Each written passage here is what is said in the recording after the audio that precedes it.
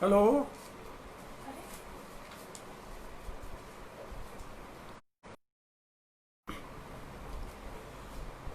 सबसे पहले तारांजलि संस्था के प्रमुख डॉक्टर तारा सिंह अंशुल और अन्य सभी साथियों का आभार व्यक्त करता हूँ कि उन्होंने ये अवसर दिया कि मैं आप लोगों से थोड़ा संवाद कर सकूं कविता के माध्यम से। मैंने अपने लेखन का आरंभ में थोड़ा सा परिचय दे दूं। सन 50 के आसपास 50-51 के आसपास शुरू किया और आरंभ मैंने प्रारंभिक छंद से किया। राज बिहारी पांडे, बहुत अच्छी बात है, कृष्णानंद त्रिपाठी जी, मैं छंद से किया। बाद में लगभग 1953-54 से मैं गीत के साथ जुड़ा और तब से मैं गीत के साथ ही जुड़ा रहा। बीच में और भी विधाओं में मैंने रचनाएं लिखी, कुछ गज़लें भी मैंने लिखी, दोहे भी लिखे, कुछ मुख्य छंद की भी रचनाएं लिखी। लेकिन मेरा मूल रूप से जो लेखन है वो गीत और नवगीत का ही है। उसी में से कुछ रचनाएं मैं आप सबको सामने प्रस्तुत कर रहा हूँ। और एक बार फिर तारांजलि संस्था के सभी पदाधिकारियों को, डॉक्टर तारा सिंह अंशुल जी, अब वो पूरा नाम तो इस वक्त मुझे याद नहीं पड़ रहा है, लेकिन जो भी हैं जुड़े हुए लोग, मैं सबको धन्यवाद दे रहा हूँ।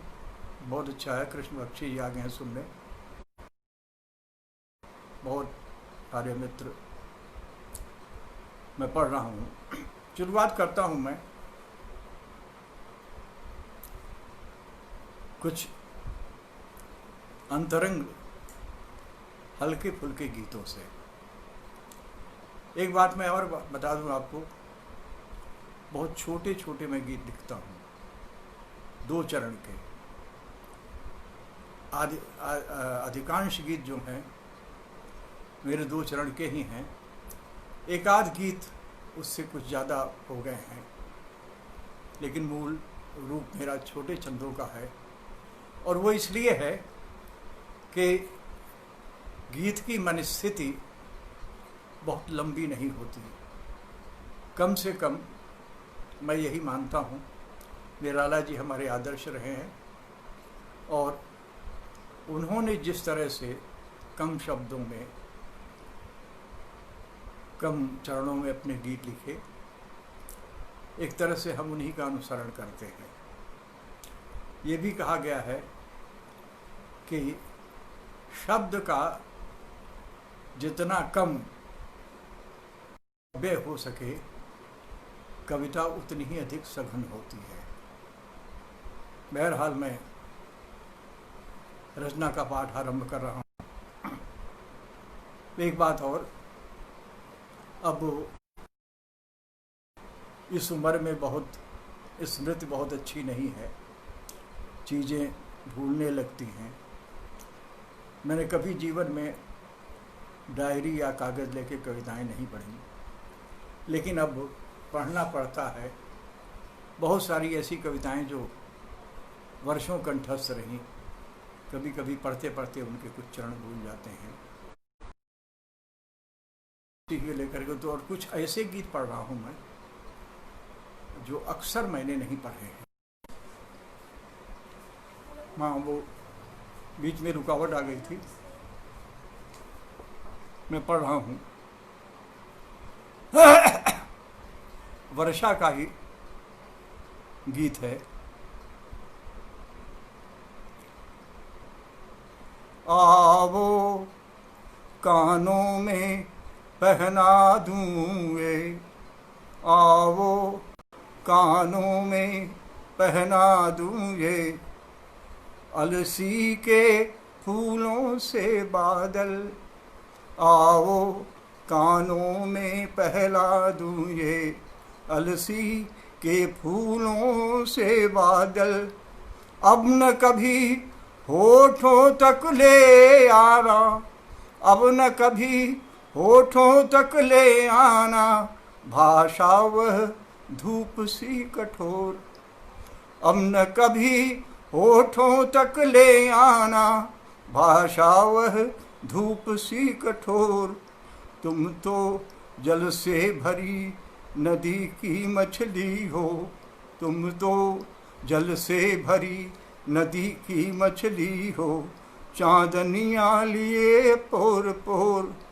तुम तो जल से भरी नदी की मछली हो, चांदनियाँ लिए पोर पोर।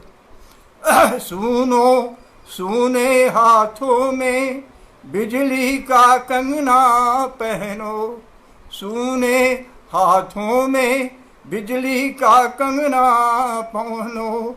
पानी में बूंदों, पाँव में बूंदों की छागल, सूने हाथों में बिजली का कंगना पहनो, पाँव में बूंदों की छागल। आओ कहनों गानों में पहना दूंगे, अलसी के फूलों से बादल।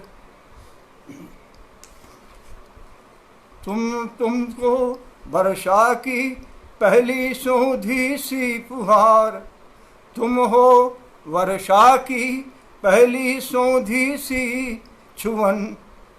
हम हैं प्यासे सूखे खेत, तुम हो वर्षा की पहली सोंधी सी चुमन। हम हैं प्यासे सूखे खेत, कोख भरेंगे मिलकर धरती की बीजों। उभनाती नदियों की तुम बहती धार हो, हम हैं सूखी सूखी रेत। आओ आओ अब सूखी रेत, आज पर जिए हम पहले दिन आषाढ़ का, आज पर दिए हम पहला दिन आषाढ़ का। रेशा रेशा पाटल पाटल, आओ कहनों में पहना दूं ये, अलसी के फूलों से बादल। आओ कानों में पहना दूं ये, अलसी के फूलों से बादल। आओ एक दूसरा गीत है,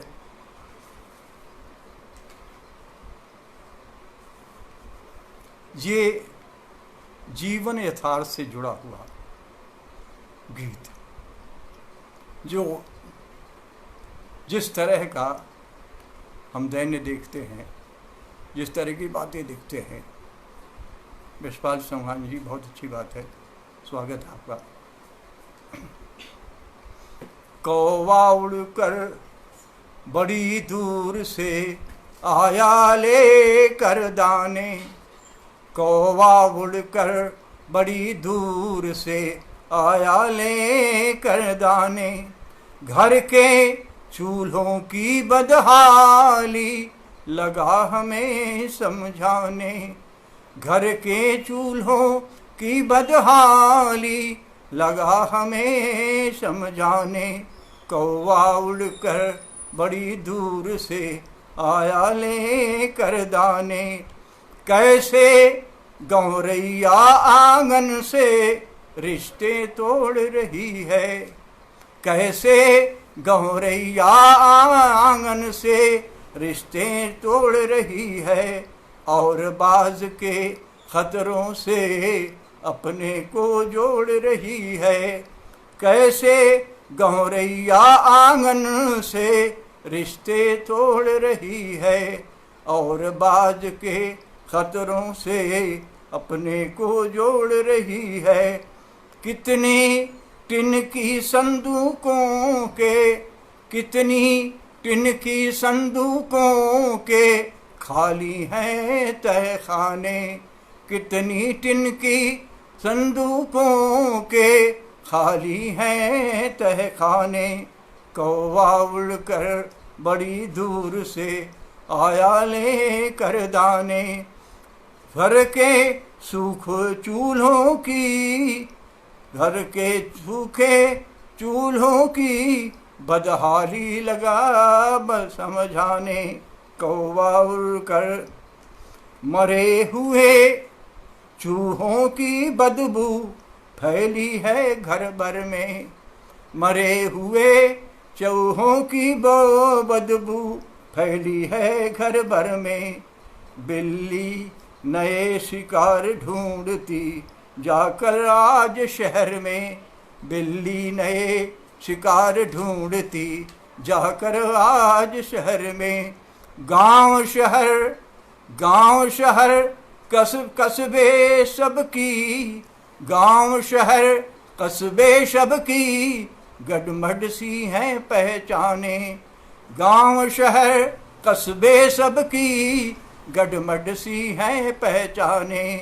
कौवा बड़ी दूर से उड़कर आया ले कर दाने, घर के चूल्हे की बदहाली लगा हमें समझाने। कौवा। और एक और गीत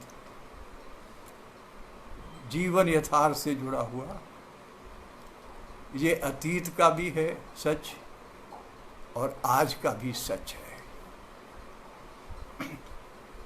सबके सब शुभेच्छु जा बैठे राजधानियों में, सबके सब शुभेच्छु जा बैठे राजधानियों में। जिसकी जैसी जेब भरी है, जिसकी जैसी जेब भरी है वैसी हैं शामें, जिसकी जैसी जेब भरी है वैसी हैं शामें। सबके सब शुभेच्छु जा बैठे राजधानियों में।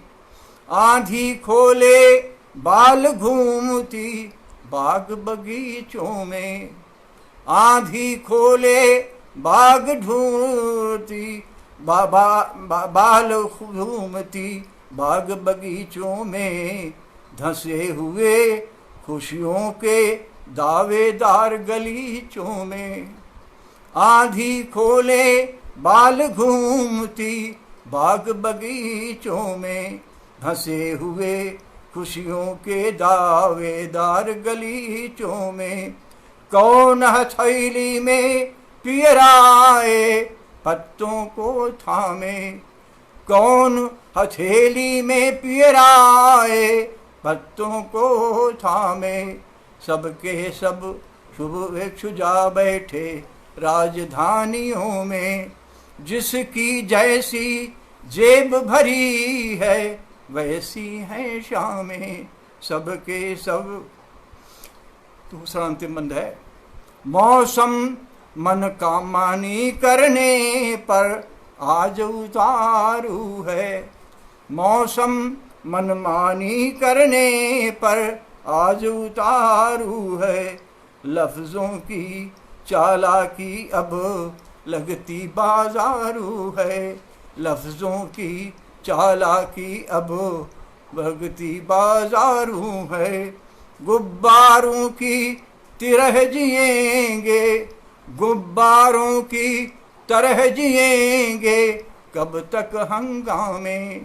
गुब्बारों की तरह जिएंगे कब तक हंगामे। सबके सब शुभेच्छु जा बैठे राजधानियों में। जिसकी जैसी जेब भरी है वैसी है शामें। सबके सब। एक और गीत इसी मानसिकता से जुड़ा हुआ। इस तरफ हैं आज भी सूखे दरख्तों की कतारें इस तरफ हैं, आज भी सूखे दरख्तों की कतारें। क्या पता नदियाँ कहाँ पर रेत को नम कर रही हैं, इस तरफ हैं आज भी सूखे दरख्तों की कतारें। क्या पता नदियाँ कहाँ पर रेत को नम कर रही हैं। बंद हैं अब भी हरेपन से सभी संवाद, बंद हैं अब भी हरेपन से सभी संवाद। हर नया दिन धूप पतझड़ का महज अनुवाद, बंद हैं अब भी हरेपन से सभी संवाद। हर नया दिन धूप पतझड़ का महज अनुवाद। पड़ रही हैं खेत में हर रोज कुछ लंबी दरारें, पड़ रही हैं खेत में हर रोज कुछ लंबी दरारें। क्या पता नदियाँ कहाँ पर रेत को नम कर रही हैं। इस तरफ हैं आज भी सूखे दरख्तों की कतारें। क्या पता नदियाँ कहाँ पर रेत को नम कर रही हैं। एक सा चेहरा हुआ कोपल पुराने पात का, एक सा चेहरा हुआ कोमल पुराने पात का। अब उजाला मांगता, अब उजाला मानता कहना अंधेरी रात का। एक सा चेहरा हुआ कोपल पुराने पात का, अब उजाला मानता कहना अंधेरी रात है रात का। हर तरफ तुलसी बड़ी कातर निगाहों से निहारे, हर तरफ तुलसी बड़ी कातर निगाहों से निहारे। क्या पता नदियाँ कहाँ पर रेत को नम कर रही हैं। क्या पता नदियाँ कहाँ पर रेत को नम कर रही हैं। इस तरफ हैं आज भी सूखे दरख्तों की कतारें। क्या पता नदियाँ कहाँ पर रेत को नम कर रही हैं। एक अनुभव, यथार्थ का अनुभव।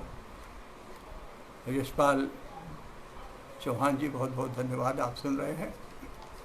एक मैं लंबे समय तक मध्य प्रदेश में रहा, वहाँ का सांस्कृतिक वातावरण, साहित्यिक वातावरण और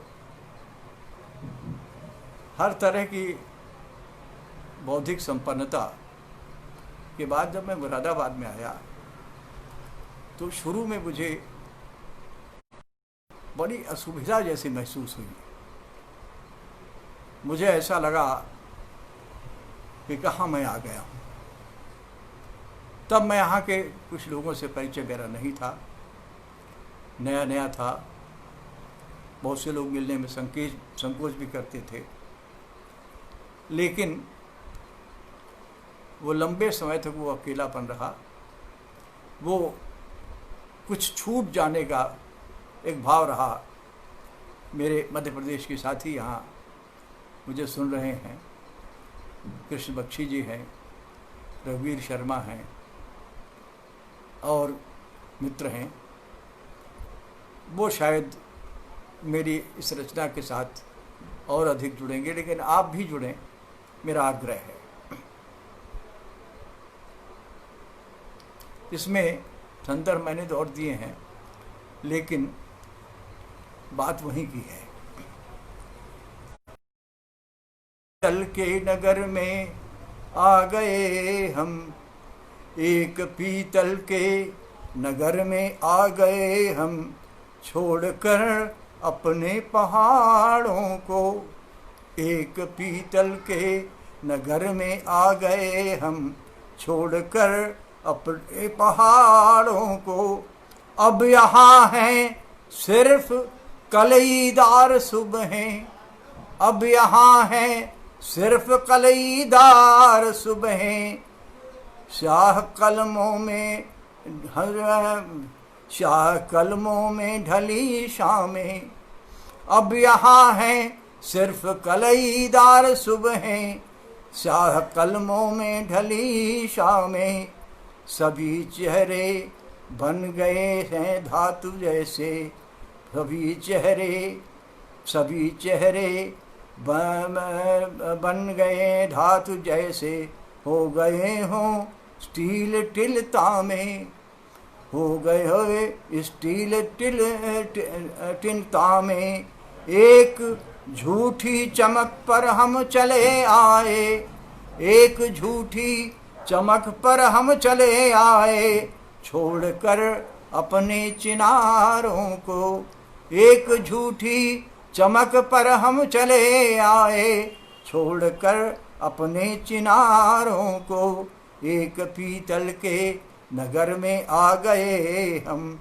छोड़कर अपने पहाड़ों को, गीत की वंशी रखी है होठ पर अब।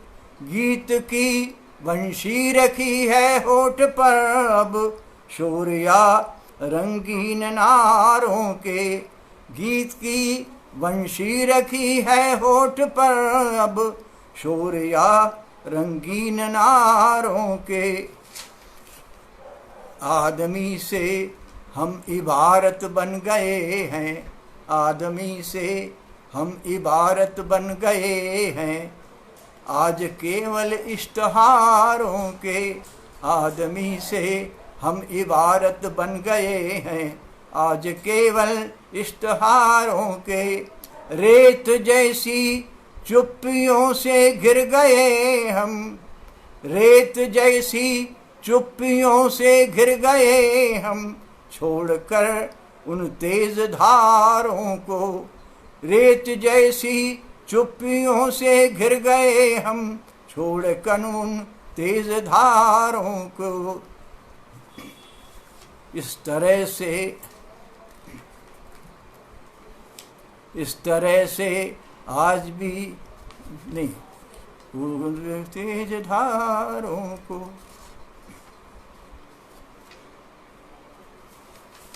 एक पीतल के नगर में आ गए हम। छोड़कर अपने पहाड़ों को, छोड़कर अपने पहाड़ों को। मित्रों, अब कुछ और अलग ढंग की रचनाएं मैं आपके सामने प्रस्तुत करें। मैंने शुरू किया था, आओ कानों में पहना दूंगे अलसी के फूलों से बादल। वो बादल लगता है कहीं न कहीं से रूठ गए हैं, उन नदियों की तरह जो रेत को नम कर रही हैं। बादल घिरते हैं, चले जाते हैं। कभी 2-4 बूंदें टपका देते हैं और कभी यूं ही बेरुखी से मुंह मोड़ के चले जाते हैं। कभी हवा के साथ, कभी वैसे ही। एक ऐसी ही स्थितियों का गीत है। दरअसल एक बात मैं आपसे बताऊं कि मैं प्रकृति के माध्यम से अपनी अभिव्यक्तियों को आप तक पहुंचाता रहा हूं। यही मेरा प्रयास रहा है, इसलिए कि मैं स्वयं प्रकृति से कभी अलग नहीं हुआ। जहाँ भी रहा कहीं न कोई न कोई रूप उसका मेरे साथ रहा है। तो मैं पढ़ रहा हूँ वो गीत। कभी इधर से कभी उधर से गुजर गए बादल अनबर से। कभी इधर से कभी उधर से गुजर गए बादल अनबर से।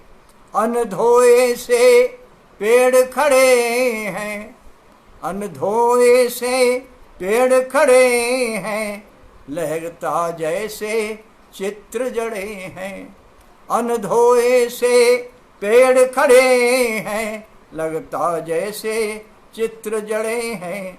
बूंदों के खत अब की नहीं, मिले इस मौसम को बादल घर से। बूंदों के खत अब की नहीं, मिले बादल को मौसम घर से। कभी इधर से कभी उधर से गुजर गए बादल अनबर से।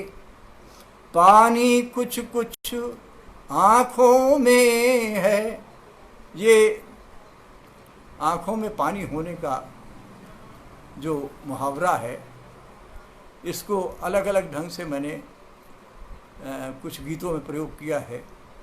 इस गीत में सुन रहे हैं, एक गीत मेरा और है, तलवों में कांपती ज़मीन अभी बाकी है, आँखों का पानी नमकीन अभी बाकी है। यहाँ भी है, पानी कुछ कुछ आँखों में है, यह फूलों की पानी कुछ कुछ शाखों में है, यह फूलों की आँखों में है। पानी कुछ कुछ शाखों में है, यह फूलों की आँखों में है। हंसे न बंजर उन्हें देख कर, हंसे न बंजर उन्हें देख कर, नहीं निकलते हैं इस डर से। हंसे न कर नहीं निकलते हैं इस डर से।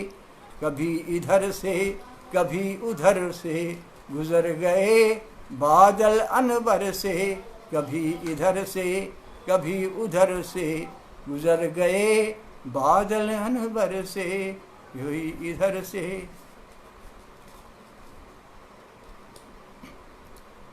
एक और गीत मैं आपको सुना रहा हूँ। मैंने कुछ गीत, मैं भी एक गीत सुनने पहले है। छोड़ आए आज का दिन भी तनाव में, छोड़ आए आज का दिन भी तनाव में। क्या ठहर पाते अगर होते बहाव में, क्या ठहर पाते अगर होते बहाव में। छोड़ आए आज का दिन भी तनाव में।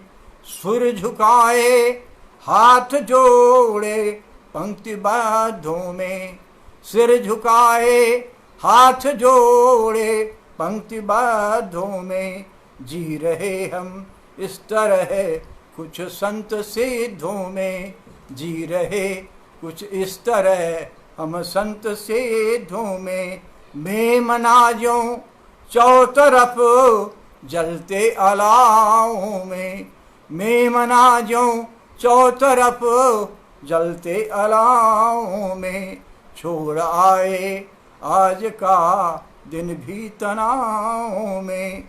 बात के पुल टूटते हैं और जुड़ते हैं, बात के पुल टूटते हैं और जुड़ते हैं। रास्तों का क्या पता किस ओर मुड़ते हैं, रास्तों का क्या पता किस ओर मुड़ते हैं। दिख रहा बादल लिख रहा बदलाव फूलों के स्वभाव में, दिख रहा बदलाव फूलों के स्वभाव में।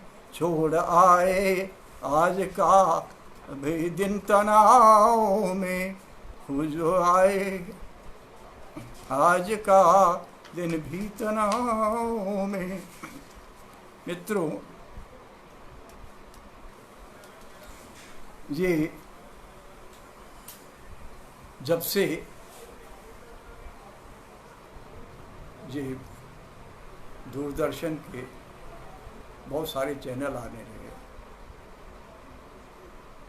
और फिर ये मोबाइल आ गया, तो उससे क्या घटित हुआ है उस पर एक गीत लिखने का मैंने प्रयास किया है।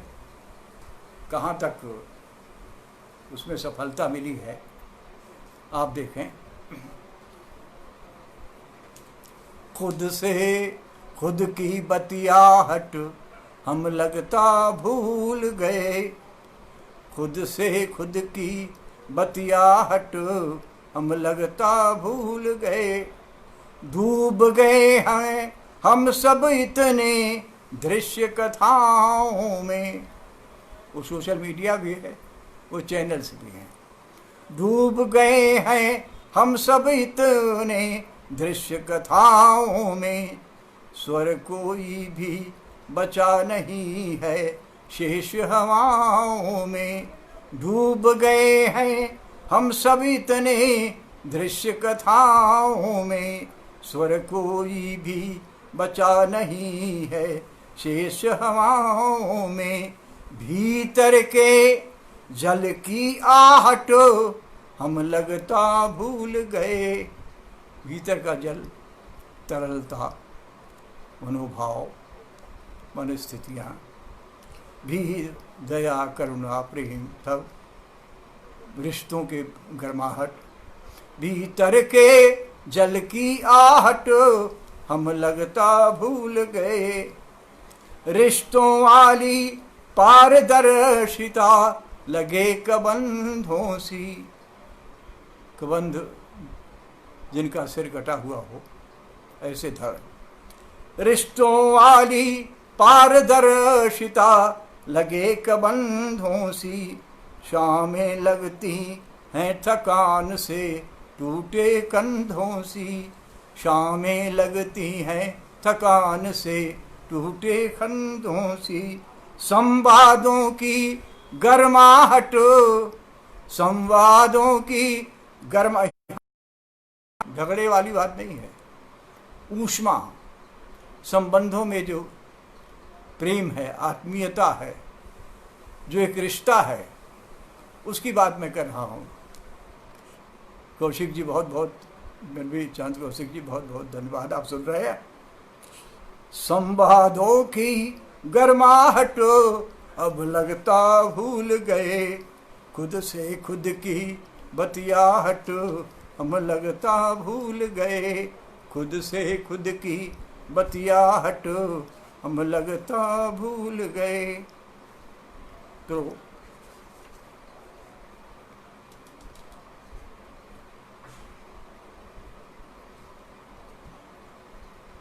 एक और ऐसी ही स्थिति का गीत सुधाकर पाठक जी, बहुत बहुत आप आए, सुने, बहुत अच्छा लग रहा मुझे आप आए, यहाँ उपस्थित हैं।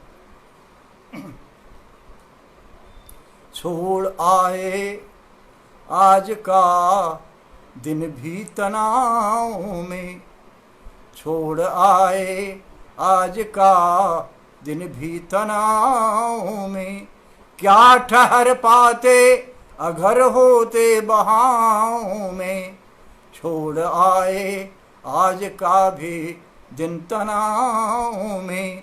क्या ठहर पाते अगर होते बहाओं में, छोड़ आए आज का दिन भी तनाव में। सिर झुकाए हाथ जोड़े पंक्तिबद्धों में, सिर झुकाए हाथ जोड़े पंक्तिबद्धों में। सिर झुकाए हाथ जोड़े जी रहे बद्धों में, जी रहे हम इस तरह कुछ संत सिद्धों में।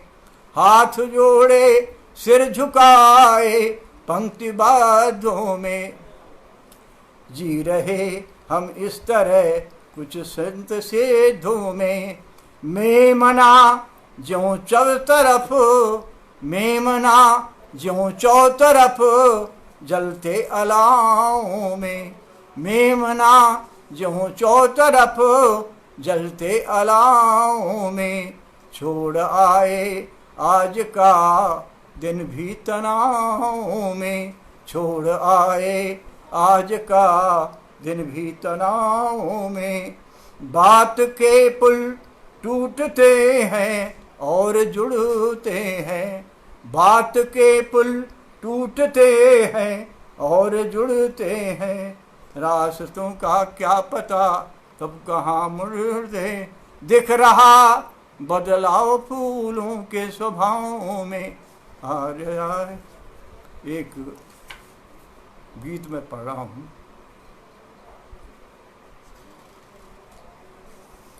बच्चों पर कुछ सीरीज में मैंने कविताएं लिखी हैं, उसमें से एक कविता सुना रहा हूँ।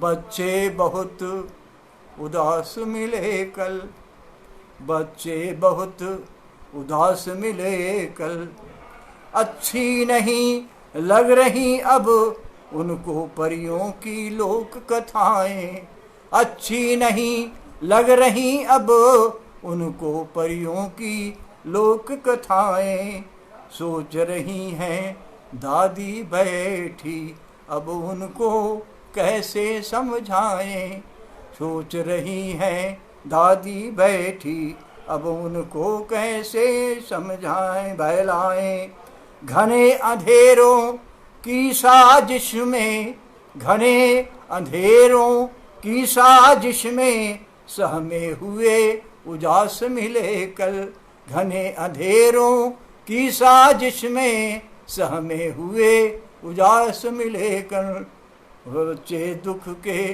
पास मिले कल, समझ रहे हैं धीरे धीरे, समझ रहे हैं धीरे धीरे, घटते हुए समय की चालें, समझ रहे हैं धीरे धीरे, घटते हुए समय की चालें, सच से कटकर किसी तरह का वे कैसे झूठा भ्रम पालें, सच से कटकर किसी तरह का वे कैसे झूठा भ्रम पालें, हंसी हो रही गायब उनकी, हंसी हो रही गायब उनकी, बच्चे दुख के पास मिले कल, हंसी हो रही गायब उनकी, बच्चे दुख के पास मिले कल, बच्चे बहुत उदास मिले कल, बच्चे बहुत उदास मिले कल। साथियों, कुछ इसी तरह से जैसे बच्चों को लेके, सीरीज को लेके मैंने कुछ लिखा है, उसी तरह से कुछ रचनाएं मैंने लड़कियों को, ये लड़कियां हमारी बेटियां भी हैं, बहनें भी हैं, तो उनको लेकर के मैंने लिखा है। एक विश्वास है लोक में कि लड़कियां बहुत तेजी से बढ़ती हैं, मतलब उनका कद तेजी से बढ़ता है, और उसे लेकर के एक गीत। एक बात मैं और आप लोगों को कह दूं कि कुछ शब्दों का प्रयोग मैंने बार बार अपने गीतों में किया है, जैसे बादल है, रेत है, इस तरह के कुछ शब्द हैं जो बार बार मेरे गीतों में आते हैं, लेकिन वो संदर्भ अलग से जुड़ते चले जाते हैं। इस गीत में भी रेत का प्रयोग है, आगे आएगा। बहरहाल मैं गीत पढ़ रहा हूँ। फूलों के पौधों सी उगती हैं लड़कियाँ, फूलों के पौधों सी उगती हैं लड़कियाँ। कुमार शैलेंद्र जी, आपका स्वागत है। फूलों की उगती हैं लड़कियाँ, खिलती तो घर आंगन दूर तक महकता है, खिलती तो घर आंगन दूर तक महकता है, पूरा पौधा खुलकर देर तक चहकता है, पूरा पौधा खुलकर देर तक चहकता है, खिलती तो घर आंगन दूर तक महकता है, पूरा पौधा खुलकर देर तक चहकता है रेत की बुनावट को। दुखती हैं लड़कियां देख की बुनावट को, दुखती हैं लड़कियां फूलों के पौधों सी उगती हैं लड़कियां। फिर परिवर्तन, एक दिन अचानक फिर ऐसा हो जाता है, एक दिन अचानक फिर ऐसा हो जाता है। पंखुड़ियों रंगों का मौसम खो जाता है, एक दिन अचानक फिर ऐसा हो जाता है। रंगों का मौसम खो जाता है। आंसू का आत्मकथ्य, आंसू का आत्मकथ्य दिखती हैं लड़कियां, आंसू का आत्मकथ्य दिखती हैं लड़कियां। फूलों के पौधों सी उगती हैं लड़कियां, फूलों के पौधों सी उगती हैं लड़कियां। एक आज मन कर रहा है, ये शैलजा ने, तारा जी ने आमंत्रित किया है, तो ये गीत मैं उनके लिए पढ़ रहा हूँ, क्योंकि बेटियों का सुख सबसे अधिक माँ को मिलता है, बेटियों के होने का सुख, और बेटियों का दुख भी अगर है तो माँ ही झेलती है, ये भी एक सच है। तो मैं इसलिए उस सीरीज के कुछ गीत मैं और पढ़ रहा हूँ। एक गीत मैंने आप सुना, अब कुछ दूसरा। पूरा घर और लड़की और हमारे यहाँ के सोच, हमारे यहाँ की सोच जो है लड़की और लड़के को लेकर के भी अभी बहुत परिवर्तन नहीं आया है। बातों में तो हम कह देते हैं अरे भाई अब ज़माना बदल गया, लड़का लड़की सब एक तरह है, लेकिन ऐसा कोई परिवर्तन नहीं आया है। दूसरा गीत सुनिए। घर के बड़े कथानक में बस क्षेपक या आमुख है लड़की, घर के बड़े कथानक में बस आमुख या क्षेपक या आमुख है लड़की। मान रही है इनका कहना उनका कहना। अरे वाह वाह, बुद्धनाथ उपस्थित हैं तो हिंदी गीत का एक बहुत बड़ा व्यक्तित्व मुझे सुन रहा है, मुझे अच्छा लग रहा है। मेरे अपने हैं, मेरे भाई हैं, वो हैं, तो मैं परिवार में बैठ के जैसे रहा हूँ। घर के बड़े कथानक में बस क्षेपक या आमुख है लड़की। मान रही है इनका कहना उनका कहना, इतना झुककर चलने पर भी उसको पड़ता है सब सहना। इतना झुककर चलने पर भी उसको पड़ता है सब सहना। जीवन से कविताओं तक पसरी बस दुख ही लड़की। जीवन से कविताओं तक पसरी बस दुख है लड़की। घर के बड़े कथानक में बस क्षेपक या आमुख है लड़की। अफवाहें ताने ने सब केवल उसके हिस्से में। अफवाहें ताने उलाहने सब केवल उसके हिस्से में। सब हैं शामिल वही नहीं, सब हैं शामिल वही नहीं, मिलती किस्से में। सब हैं शामिल वही नहीं, मिलती किस्सों में।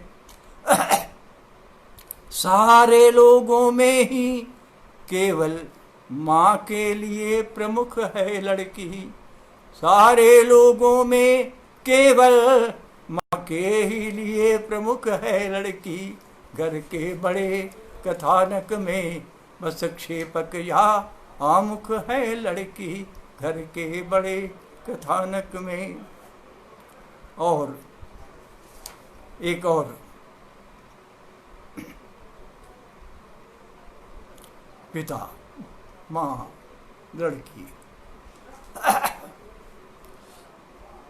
माँ के तलुओं को सहलाती जैसे नर्म घास है लड़की, माँ के तलुओं को सहलाती जैसे नर्म घास है लड़की, और पिता के पके बाल जैसी कुछ कुछ उदास है लड़की। माँ के तलुओं को सहलाती जैसे नर्म घास है लड़की, और पिता के पके बाल जैसी कुछ कुछ उदास है लड़की। माँ के तलुओं पानी लाई बासन माजे, पानी लाई बासन माजे, उठा कहतरी दही बिलोई, पानी लाए बास उठा कहतरी दही बिलोई, दिन चढ़ने तक साफ सफाई में ही दिन चढ़ने तक साफ सफाई में ही खोई रहती, अक्सर खोई रहती। जब से हुई सयानी, जब से हुई सयानी तब से घर की आम खास है लड़की, जब से हुई सयानी तब से घर की आम खास है लड़की। माँ के तलुओं को सहलाती जैसे नर्म घास है लड़की। इसमें 3 चरण है, तीसरा चरण है अंतिम। घर के बाहर जाती भी तो घर उसके अंदर रहता है, घर के भीतर घर से बाहर जाती भी तो घर उसके अंदर रहता है। काना फूसी और फप्तियाँ मन चुप चुप रह कर सहता है, काना फूसी और फप्तियाँ मन चुप चुप रह कर सहता है। जब से होश संभाला तब से, जब से होश संभाला तब से लगती बदहवास है लड़की, जब से होश संभाला तब से लगती बदहवास है लड़की। घर के माँ के तलुओं को सहलाती जैसे नर्म घास है लड़की, और पिता के पके बाल जैसी कुछ कुछ उदास है लड़की। माँ के ये गीत मैं पढ़ रहा हूँ, दूसरी मनस्थिति का गीत। कुछ मित्रों ने सुना है, बहुतों ने नहीं सुना है।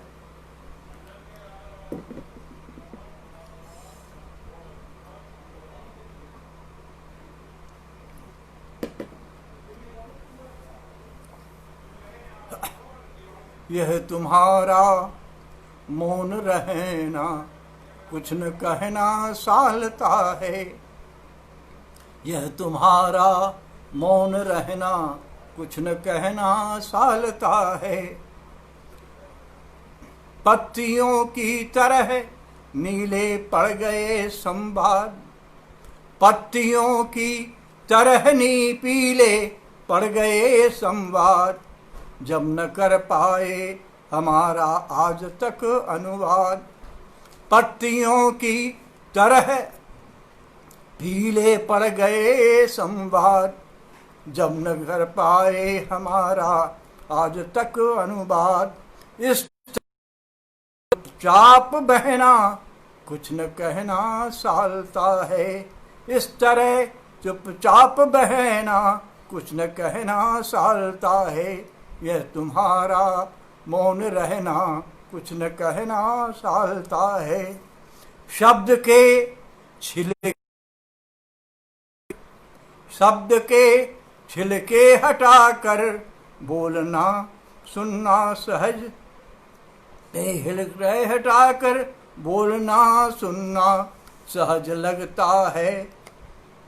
अभी इस तरह से खुलना, शब्द के छिलके हटाकर बोलना सुनना सहज लगता है। कभी इस तरह से खुलना, पेड़ सा खामोश ढहना कुछ न कहना सालता है। पेड़ सा खामोश ढहना कुछ न कहना सालता है। यह तुम्हारा मौन रहना कुछ न कहना सालता है। ये तुम्हारा, ये कविता के लिए देखा जाता है कि हम लोग तो यही मानते हैं कि कविता हमारे आसपास है, हमारे चारों तरफ है। हम उसको, कुछ लोग जो संवेदनशील हैं उसे वहाँ से उठाते हैं, उसे कविता की किसी फार्म में बुन देते हैं। हाँ, मैं वो गीत सुना दूंगा रास बिहारी, तुम कह रहे हो, मैं वो गीत सुनाऊंगा ज़रूर। हंसती बतियाती चलती हैं सड़कों पर कविताएं, हंसती बतियाती चलती हैं सड़कों पर कविताएं। शब्दों शब्दों मोल चुकाएं, शब्दों शब्दों मोल चुकाएं। चलो चलो उन्हें अब घर ले आएं। शब्दों शब्दों मोल चुकाएं, चलो उन्हें अब घर ले आएं। अंतरंग से उठने वाली हैं जो सघन घटाएं, अंतरंग से उठने वाली हैं जो सघन घटाएं। हंसती बतियाती चलती हैं सड़कों पर कविताएं। ये कैसा रिश्ता नाता है। ये जो रचनाकार हैं, संवेदनशील रचनाकार हैं, और ख़ास तौर से जो गीत से रचा हुआ है, जो छांदस कविता से जुड़े हुए लोग हैं, मैं उनको संबोधित कर रहा हूँ। यह कैसा रिश्ता नाता है जब आती घर भर जाता है। यह कैसा रिश्ता नाता है जब आती घर भर जाता है। कोने में दुबकी लगती हैं, कोने में दुबकी लगती हैं सभी अभाव कथाएं। कोने में दुबकी लगती हैं सभी अभाव कथाएं। हंसती बतियाती चलती हैं सड़कों पर कविताएं। हंसती बतियाती चलती हैं सड़कों पर कविताएं। मैं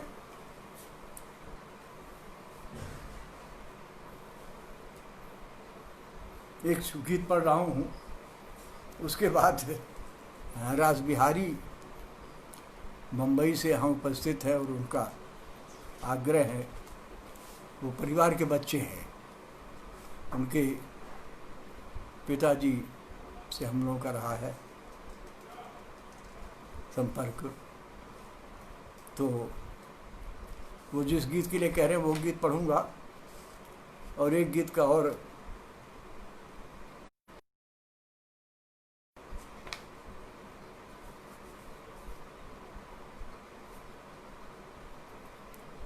सनसनाते हुए पत्थर सी, सनसनाते हुए पत्थर सी फेंकता है कौन घटनाएं। सनसनाते हुए पत्थर सी फेंकता है कौन घटनाएं।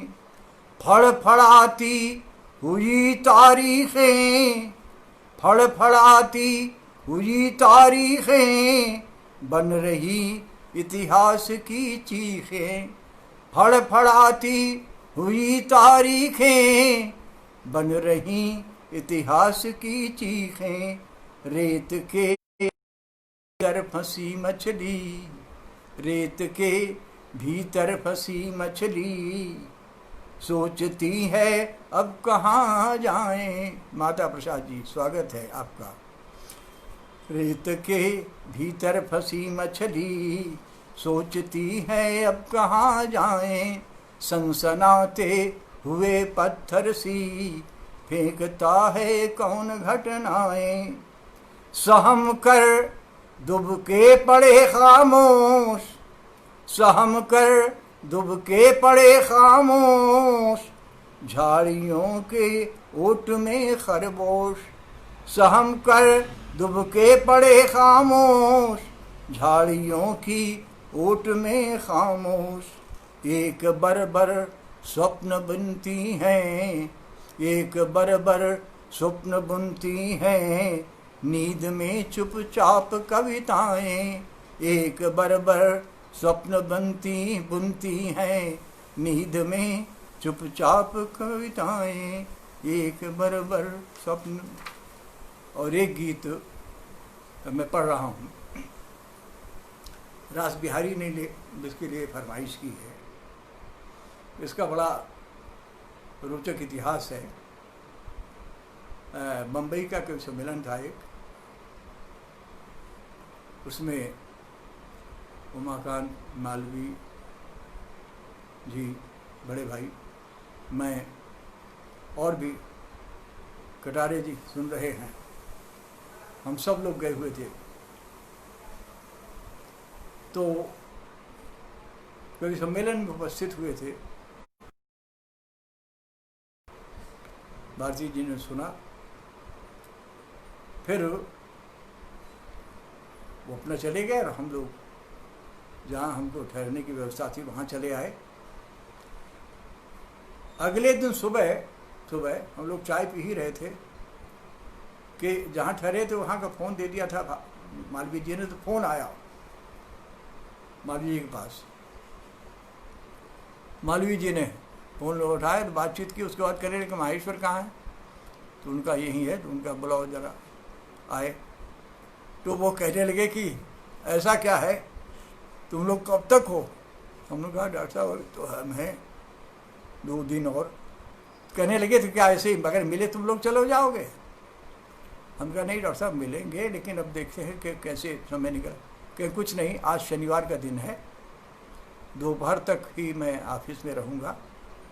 और पुष्पा जी के लिए भी कहा कि वो भी दोपहर तक रहेंगे, हम घर आ जाएंगे, शाम को हमारे यहाँ आ जाओ और बैठते हैं, तो चर्चा करते हैं, कुछ गोष्ठी करते हैं। बहरहाल वो बात हो गई, हम लोगों ने स्वीकार कर लिया। उसके बाद ही वीरेंद्र जी का फ़ोन आया, वीरेंद्र मिश्र जी का। वो उस वक़्त बम्बई की विविध भारती से जुड़े हुए थे।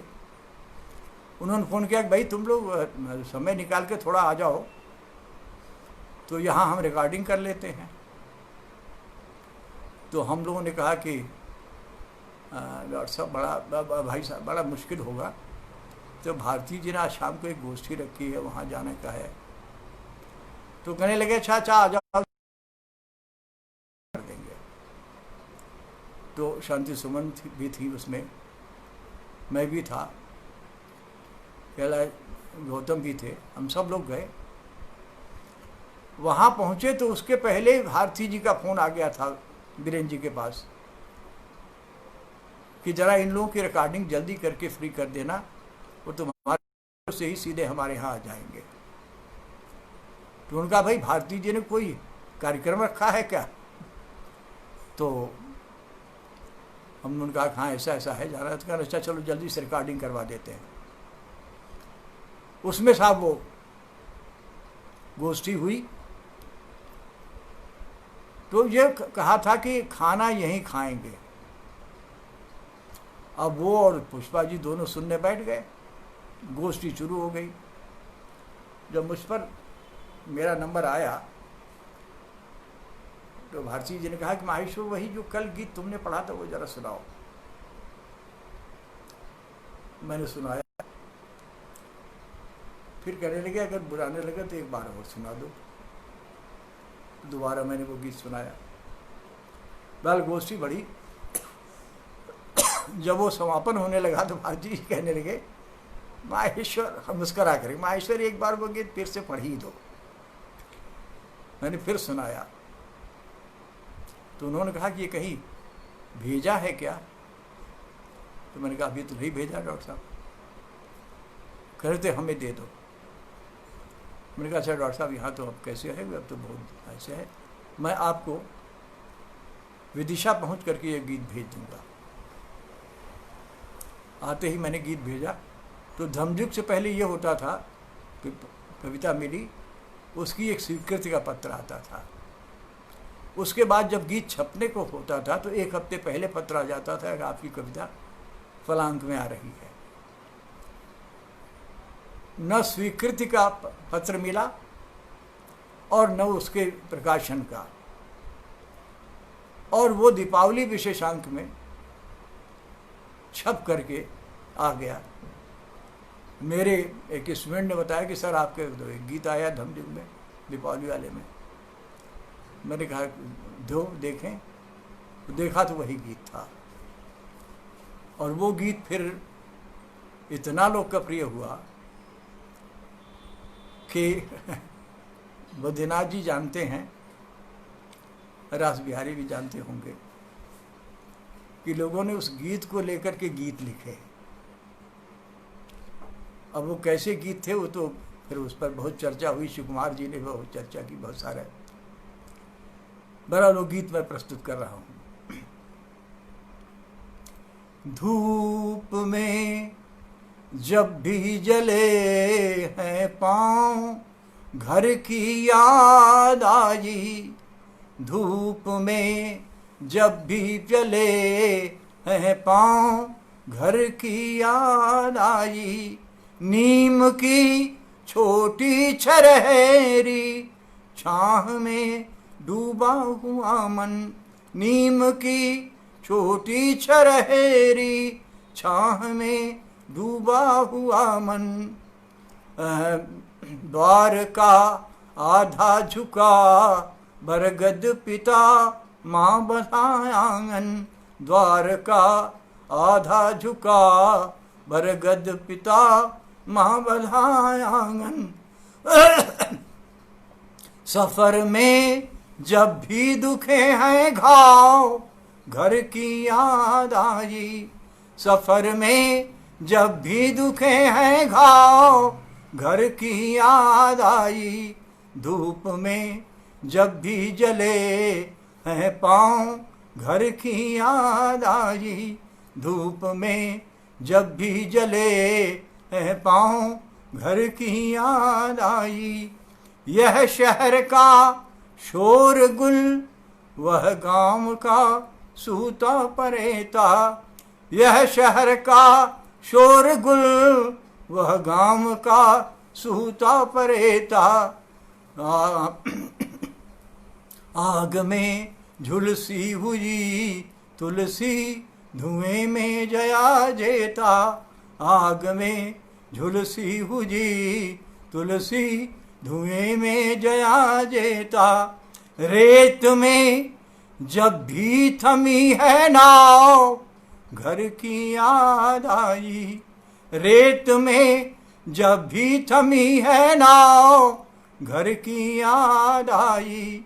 धूप में जब भी जले हैं पाँव घर की याद आई। और अंत में मैं एक गीत पढ़ रहा हूँ जो बहुत ही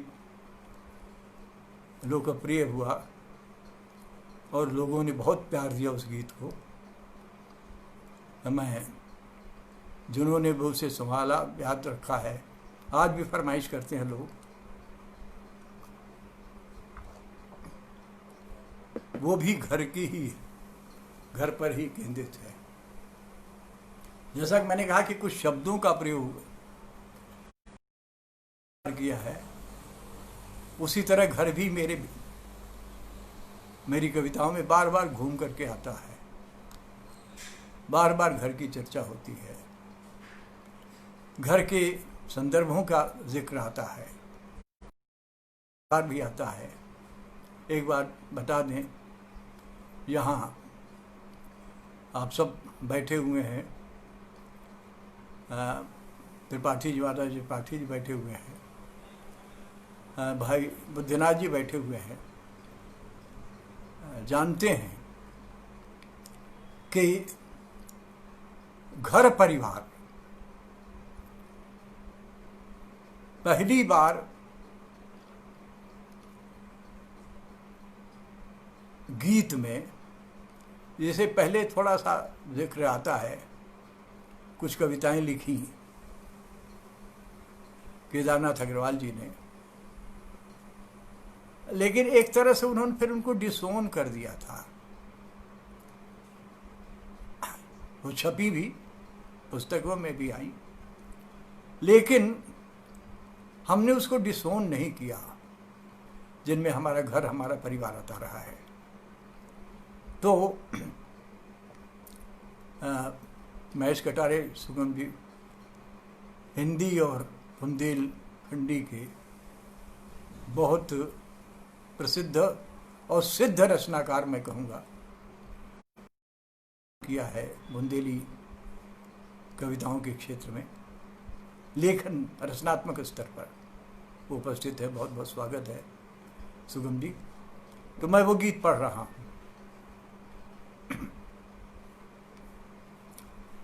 एक तुम्हारा होना क्या से क्या कर देता है, एक तुम्हारा होना क्या से क्या कर देता है, बेज़बान छत दीवारों को घर कर देता है, एक तुम्हारा होना क्या से क्या कर देता है, खाली आता है ऐसा अर्थ पिरोना, खाली शब्दों में आता है ऐसा अर्थ पिरोना, गीत बन गया सा लगता है घर का कोना कोना, गीत बन गया सा लगता है घर का कोना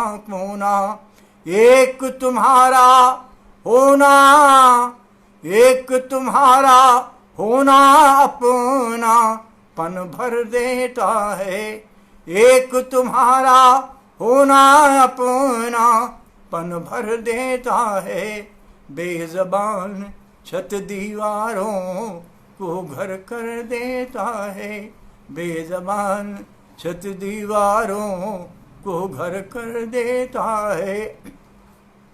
दूसरा अंतिम बंद, आरोहों अवरोहों से समझाने लगती हैं। अच्छा, दीपक भी आगे बैठा। आरोहों अवरोहों से समझाने लगती हैं, तुमसे जुड़कर चीजें भी बतियाने लगती हैं, तुमसे जुड़कर चीजें भी बतियाने लगती हैं, एक तुम्हारा होना अपनापन भर देता है, एक तुम्हारा होना अपनापन भर देता है, बेज़बान छत दीवारों को घर कर देता है, बेज़बान छत दीवारों को घर कर देता है, एक तुम्हारा होना क्या से क्या कर देता है। नमस्कार। मैं जो हमें सुन रहे थे सबका मैं नाम नहीं पढ़ पाया, लेकिन जिन लोगों आए, जिन्होंने सुना, उन सब के प्रति आभार।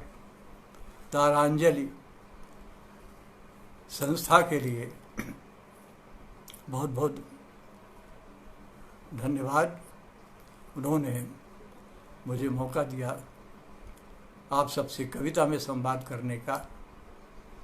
हम संवाद अपनी कविताओं से ही करते हैं लोगों के साथ, और उसी के माध्यम से अपनी बात लोगों तक पहुंचाते हैं, चाहे वो अपने निजता से जुड़ी हों या सामाजिक सरोकारों से जुड़ी हों।